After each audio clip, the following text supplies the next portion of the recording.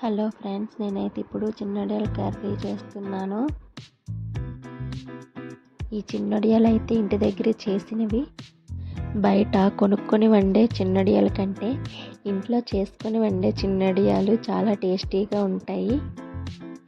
నేనైతే ఇప్పుడు ఇంట్లో చేసుకునే చిన్నొడియాలతోనే కర్రీ అయితే చేస్తున్నాను.